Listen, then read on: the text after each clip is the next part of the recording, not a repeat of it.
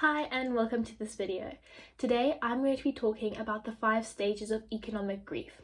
This idea comes from the book Economyths by David Orrell, and it is the final closing chapter of the book, I suppose.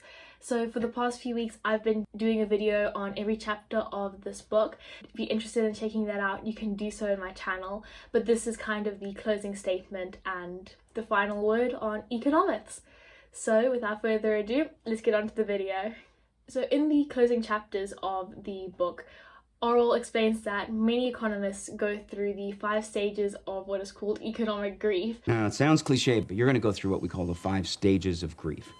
When they understand and are told about the fact that their ideas and these neoclassical beliefs that have been taught to them through their entire lives may actually not be what is right for the world and what's right for the economy. Many struggle to accept this idea that their past taught beliefs are wrong, even though many economic crashes and a lot of problems in the world do prove so. This is a stage of denial because obviously you're not going to want to accept the fact that what you have been taught and what you have been teaching or what you have been living by essentially is wrong. So there are many prominent economists who are very willing to advertise the fact that they are happy to debate new economic ideas and different views and aspects of the subject.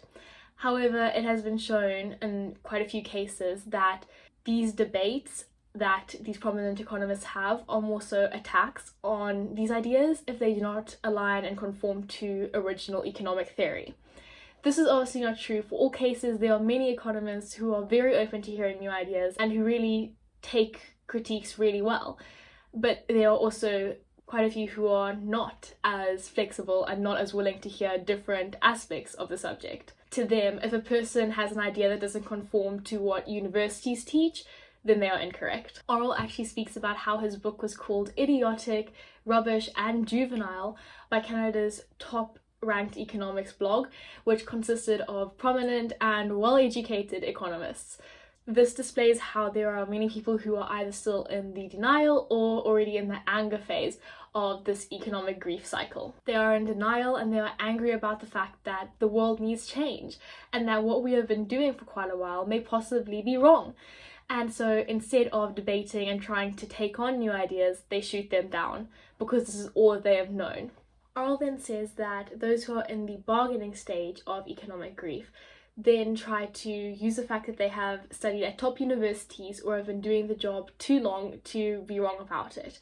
They try and find excuses and reasons for why new ideas wouldn't work and why the old ones are fine as they are. Those who are in the depression stage of this cycle have just internalized the anger. They are aware of the problems but turn to more mathematical solutions to try and prove how their past theories are still correct. Orrell then finally says that those who are in the acceptance stage are people who understand the potential a new economics could bring to the world. Orrell says that it could take up to 10 years to get to the acceptance stage.